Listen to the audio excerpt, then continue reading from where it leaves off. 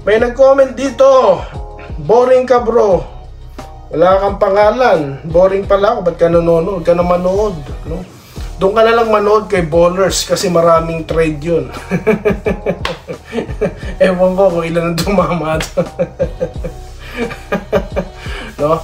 Ayun, talagang sasabi ka pag pinanood mo yung mga ganong klase ng channel, no? Marami pong ganong klase ng channel. I mean, mga channel na nagsasabing maraming trade, no? Nagagalaw na daw po si Boss Al Francis Chua. Wala naman. Sila lang ang nagsasabi. Pag pinanood mo, puro naman ako po kwentong barbero, pinahabang mga salita lang, no? Puro palabok, no? Doon kayo pumunta kasi dito komento ko lang maririnig nyo. Wala nang iba, no? Maliban po sa legit sources at komento ko at shoutout sa ating mga minamahal na subscribers, wala po kayong ibang maririnig dito, kaya magsilayas kayo rito. Kung chismis ang habol nyo, mala showbiz chika na buhay ng player, pakikialamanan, trade na hindi naman nagaganap, hindi nyo makikita dito.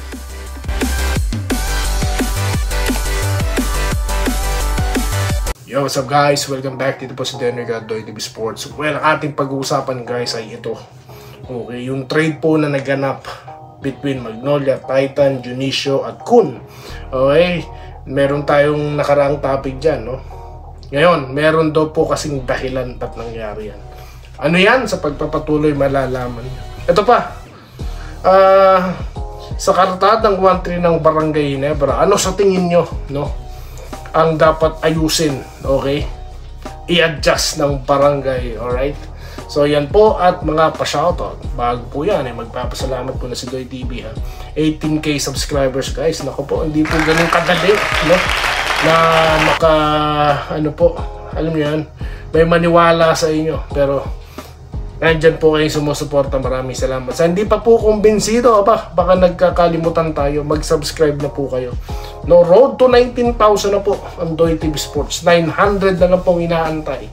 Alright, sa mga hindi pa po kumbinsido sa pagpapatuloy na ito, baka makumbinsi ko na kayo. Stay tuned. Alright, bilisan na natin ito, no? Okay, tinapik po natin, no, sa nakaraang content kahapon lamang. Ito nga pong trade na ito, no? At ang sabi ko nga dyan, stand ko dyan, bigyan po, no, ng pagkakataon itong Titan. Baka nga hindi sila nagkamali ng kanilang pinili, no? Kasi nga po, marami pong nagsasabi na farm team daw pala ito, no? Bagamat sa kampo naman po ng Magnolia, sinasabi nila, teka sandali, bakit si Aris ang tinrade, no? Alright, may potential daw yun. So, ngayon, hindi tayo natinag doon, di ba? Sinabi natin yun, give them a benefit of the doubt. Ano sabi na sa akin isang subscriber or na isang commenter dyan? Ano daw po, gaguro po tayo. At iginiit niya, ha, na farm team daw. Well, alam nyo guys, ako, no, bilang isang vlogger, hindi ako katulad po ng mga ganong tao na automatic farm team ka. Hindi ganon no? Kasi kahit papano po, no, as a vlogger, gusto ko pa rin pong lumugar, no, sa katulad pong standards na ginagawa po ng mga professional journalist. Di po ba? Hindi tayo basta-basta nagbibintang, no? Anuin po muna natin yung mga facts. Ngayon, meron po tayong informasyon na nabasa, no? Alright, mula po sa spin.ph. Pagkokomentuhan ko lang din ito. Baka sakali, ha, ito po ang dahilan, no? Na sa simula pa lang po pala talaga, wala na daw po talagang plano, no, ang Titan dito kay kay Kun, no? Alright? Kumbaga, no, na-inherit lang siya ng nakaraang management. Kumbaga, nakaplano na talagang i-trade. Parang ganun po, no, yung aking pagkakaintindi. Ngayon, tinanong nga nila, no, siya lang ba ang player na nakatakda, no, na i-trade, no? Ngayon, ang po, hindi masagot ng nila sa loob, source daw, di umano nila. Well, bakit ko naman, baka nagtataka kayo, source yan, bakit mo sa spin kasi isinulat di po ba? Kahit pa paano po ang spin, established na rin po yan, no, sa sports journalism, di po ba, no? Alright? Kaya isinulat or pinagkokomentuhan natin dito, di po ba? Kasi nga nabanggit dyan, yung signing rights ni Torrentino, Greg Slaughter, di po ba? Nagtaka rin tayo nung tinrade si Ildefonso. Hindi po kaya talaga na ito, naka-arrange na, no? Kaya po ngayon hinaharap ito ng Titan. Kaya ngayon parang vindicated ako para sabihin na ano ito, na alam mo na tawag dito, give them a benefit of the doubt, no, nitong Titan. Okay? So yan po ang aking masasabi dyan. So dito naman po tayo sa Barangay Ginebra, no. Naku po, ang kartada ay 1-3 na. Okay, sinasabi ko po dito, no, na sapat pa rin po ang lineup. Okay, at marami rin naman pong mga fans ng Ginebra ang kumbaga pabor din sa sinabi ko na hindi kailangan mag-recruit, bagamat may mga player dyan na sinasuggest ng ilang mga fans. Sinasabi natin dito, antayin natin, no, ang 2027 draft pick.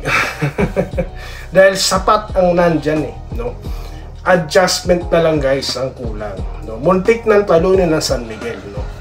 Ang Meralco dapat by right na talo na nila yon, no. So ngayon yung learning experience nandyan na, guys, no. Okay, tumbukin na natin ano yung kailangan i-adjust dito, no. Nasa tingin natin nando na, medyo na-adjust na yung scoring, guys, no. May tendency talaga silang tumirik kasi natatrap sila pag nag-ano na sila nag-attempt sila na switching, di po ba? Natatrap. Ngayon, yun lang i-adjust nila. Sigurado itatrap tayo, ano sagot doon? That's number 1. Number 2, kahinaan nila kapag ina-atake na sila, no? Kasi si Teng talagang obviously pinasok yun para salaksakan sila sa loob. At sa susunod na laban po against NLEX, makikita ko i-attempt nilang gawin ulit ito, no? Na lulusubin nila ang interior.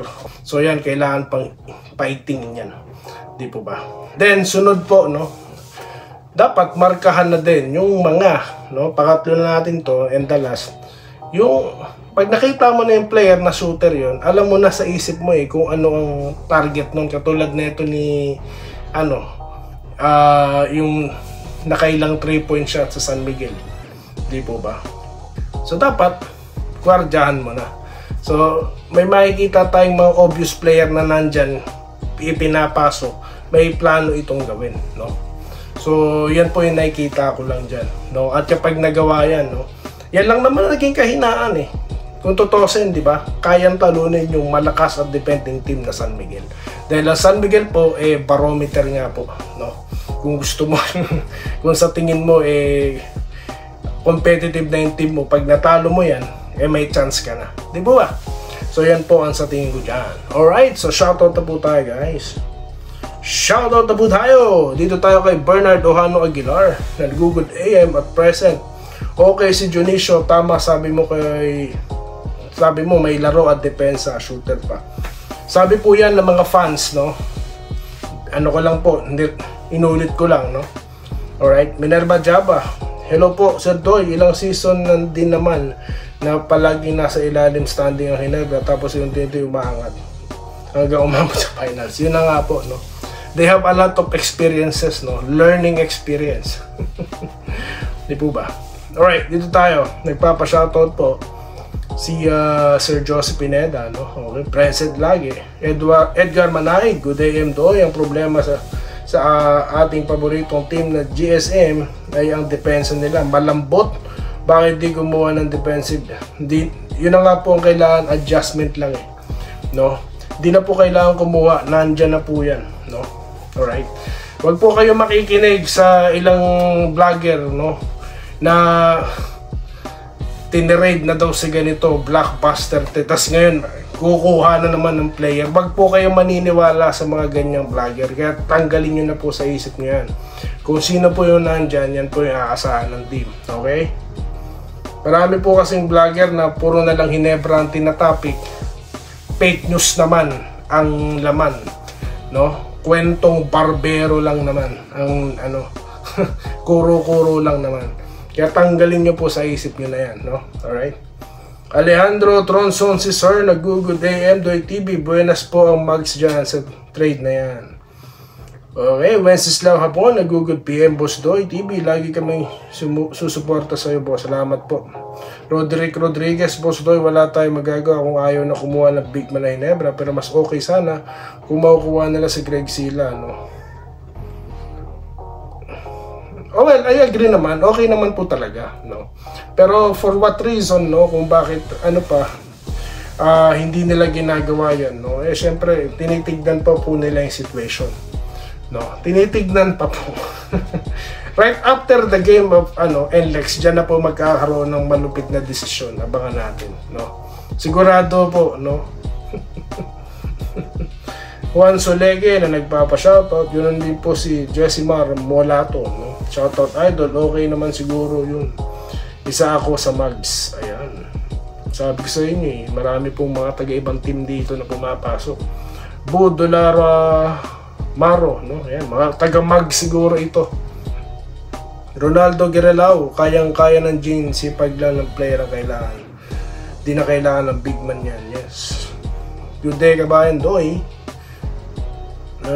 sabi po ni Vincent Nava, may tira din yan sa labas si Junisio, mas bata lang kasi yun Kun, kaya siguro nasabi nila na lopsided ng trade. Okay. So, ano naman po yan kumbaga,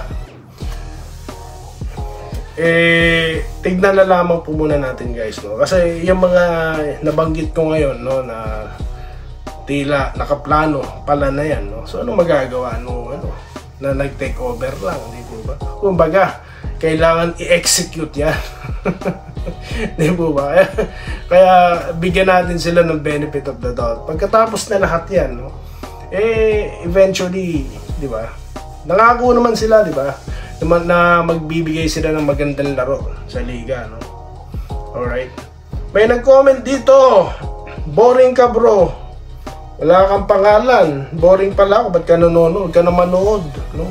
Doon ka na lang manood kay Ballers kasi maraming trade yun. Ewan ko kung ilan ang tumama. No? Ayun, talagang sasabi ka pag pinanood mo yung mga ganong klase ng channel, no?